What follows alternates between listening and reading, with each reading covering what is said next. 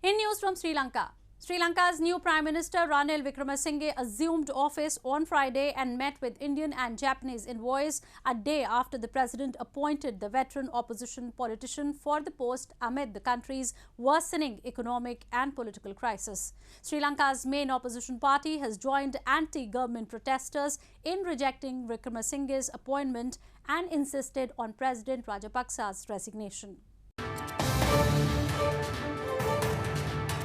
Sri Lanka's new Prime Minister Ranil Wickremesinghe on Friday assumed office as he began forming a unity government, a day after President Gotabaya Rajapaksa appointed the veteran opposition politician into office after his elder brother Mahinda Rajapaksa quit from the post amid the country's worsening crisis. Wickremesinghe, who faces the challenge of uniting a fractured parliament to tackle soaring inflation and dwindling foreign reserves, held separate bilateral meetings with Indian and Japanese envoys after assuming the role for the fifth time.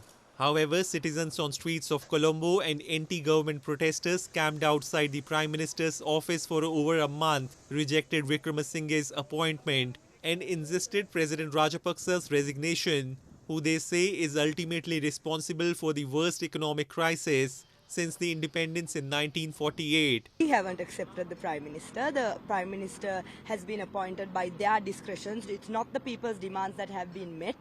Our demands have been out here and it has been simply plainly put out there asking Gota to go home. An ongoing curfew was lifted for about 8 hours on Friday after a week of nationwide violent clashes between protesters and government supporters left at least 9 people dead and over 300 injured. Sri Lanka's main opposition party said on Friday it will also join anti-government protesters in rejecting Wickremesinghe's appointment.